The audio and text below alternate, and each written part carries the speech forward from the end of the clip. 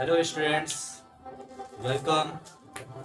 मेरा नाम शुभम कुमार है, द्रोणाचार्य कोचिंग सेंटर से।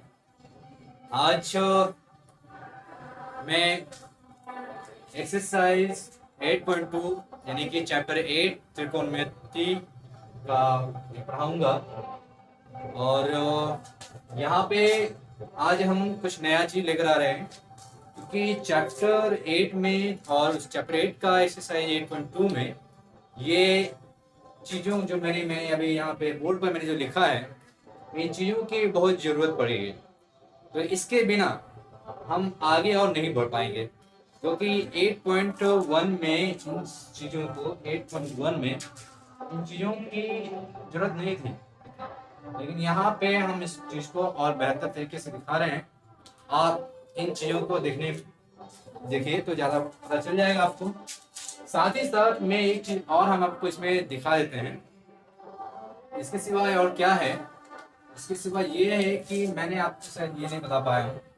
और इसमें होता है कि साइन थीटा इक्वल टू होता है P/H, और ये चीज़ मैंने प्रीवियस क्लास में भी हमने बता रखा है। और कॉस थीटा इक्वल टू होता है B/H, और टेन थीटा इक्वल टू हो जाता है P/P।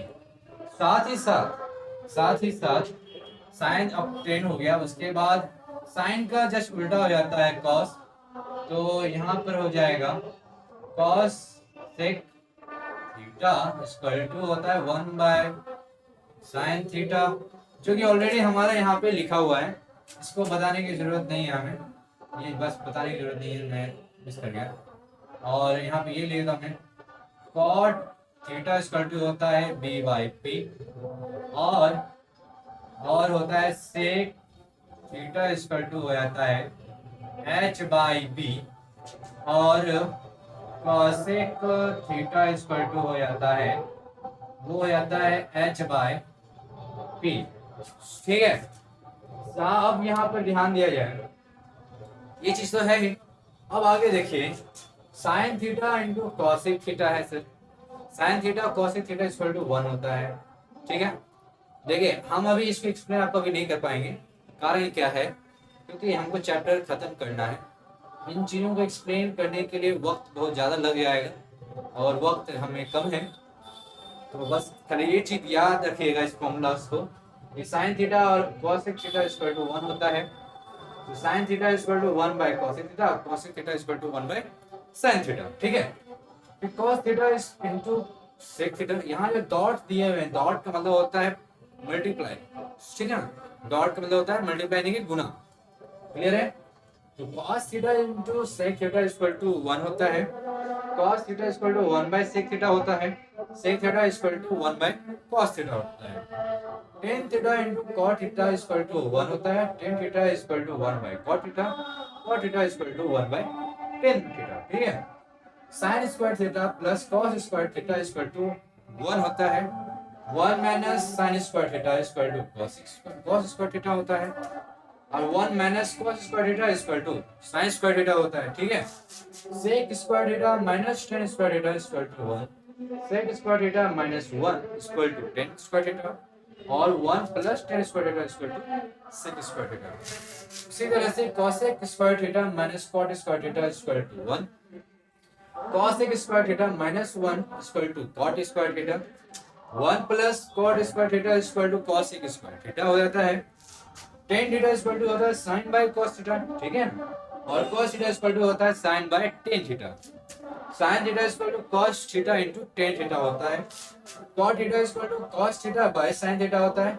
Sign theta equal to cos theta by cot theta होता है, और cos theta equal to sine theta into cot theta होता है। ठीक है, इतना समझ में आ गया। तो ये चीजें जो है फॉर्मूलाज हैं, और ये फॉर्मूलाज को आपको पता होनी चाहिए, क्योंकि नेक्स्ट एक्सरसाइज को समझने के लिए आपको इसकी बहुत जरूरत है।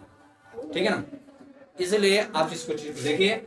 साथ ही साथ एक चीज को ये भी ध्यान रखिए कि हमारा जो त्रिकोणमिति होता है, और त्रिकोणमिति में हम जो देखते हैं, और त्रिकोणमिति ही नहीं देखना है, सिर्फ त्रिकोणमिति ही नहीं देखना है हमको। एक तरह से अगर मान लें कि हमारे पास एक सर्कल है, हमारे पास मान लीजिए एक सर्कल है, ठीक है ना, ये एक सर्कल है और इसकी सर्कल के 4 पार्ट किए जाएं, तो ये फर्स्ट पार्ट, ये सेकंड पार्ट, ये थर्ड पार्ट और ये फोर्थ पार्ट होता है, जिसको क्वाड्रेंट बोला जाता है, ठीक है ना। अगर हम लोग आने वाले चैप्टर में, यानी कि इसके जस्ट पहले वाले चैप्टर है 7 चैप्टर में, जिसमें निर्देशांक ज्यामिति दिए हुए हैं, तो उसमें इस चीज को पढ़ने पड़ते हैं, लेकिन उसी से रिलेटेड है इसमें, तो इसीलिए इसकी जानकारी ले लेनी चाहिए। देखिए साइन और कॉसेक, तो साइन और कॉसेक, तो साइन कॉसेक क्या है फर्स्ट क्वाड्रेंट में, तो फर्स्ट क्वाड्रेंट में साइन कोस जो है प्लस होते हैं, सेकंड क्वाड्रेंट में भी साइन और प्लस कॉस जो है प्लस होते हैं, लेकिन थर्ड और फोर्थ में वो माइनस में हो जाते हैं। कॉस और सेक कब होते हैं, फर्स्ट में प्लस में होते हैं, सेकंड में माइनस में होता है, थर्ड में माइनस में होता है, फोर्थ में प्लस में होते हैं।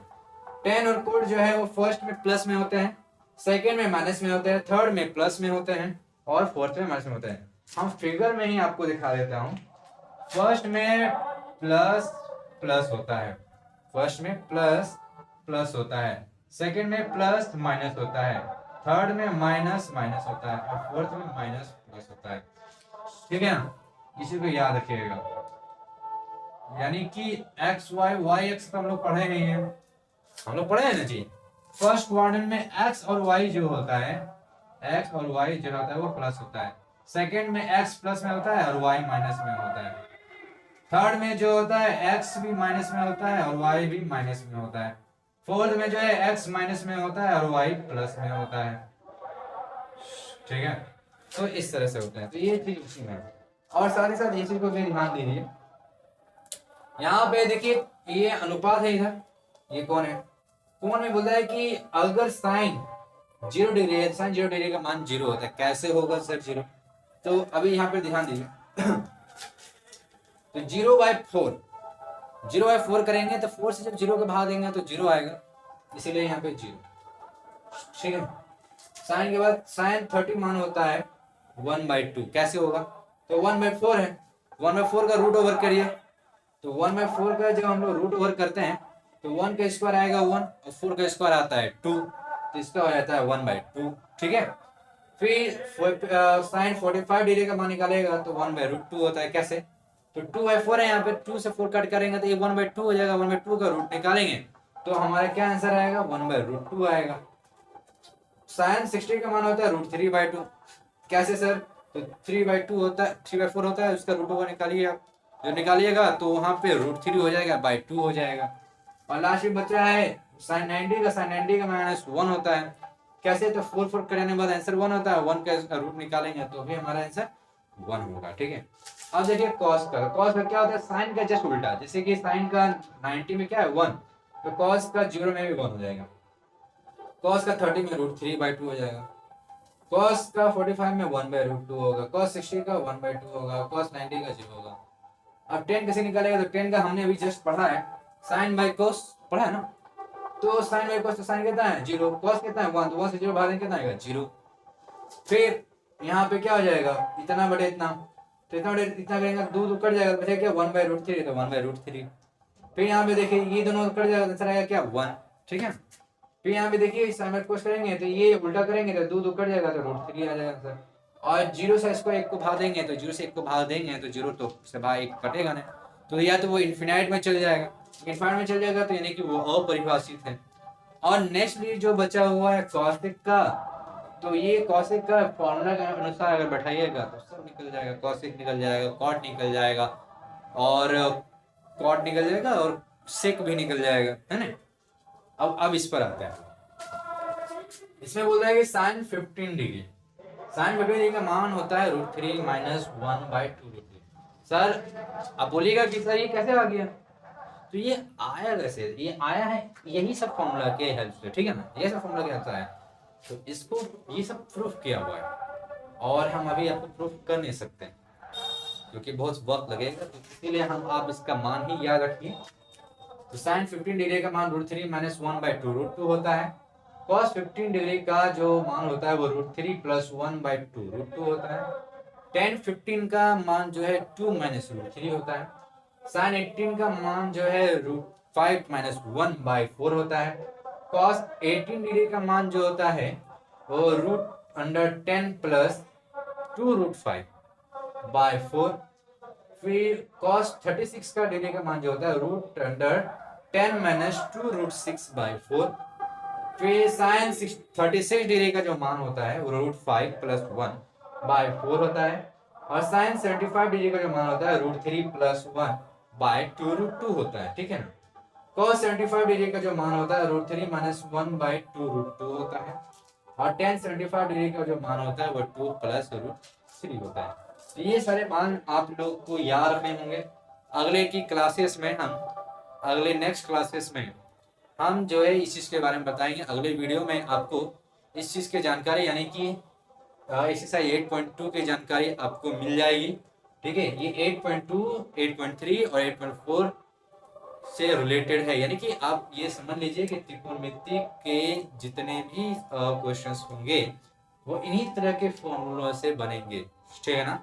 तो आज के ही इतने ही रहेंगे। धन्यवाद, thank you and God bless you. आप लोगों का एग्जामिनेशंस आने वाले हैं, ठीक है। और वो एग्जामिनेशंस को अच्छे से प्रिपेयर कीजिए। जो लोग क्लास 10th में हैं वो, और जो अभी 9th से 10th में जाने वाले हैं, कुछ लोग उसके भी तैयारी कर रहे होते हैं, तो उन लोगों से बोला जा रहा है कि आप लोग अच्छे से पढ़ाई कीजिए, ठीक है ना। समझिए, उस चीज़ को बूझिए, और जिन्हें समझ में नहीं आता है वो मुझे मैसेज करिएगा कमेंट में, वहाँ पे दिया हुआ है नीचे में, और उसके बाद फिर हम आगे बढ़ाएंगे। तो ठीक है, फिर have a nice day, thank you.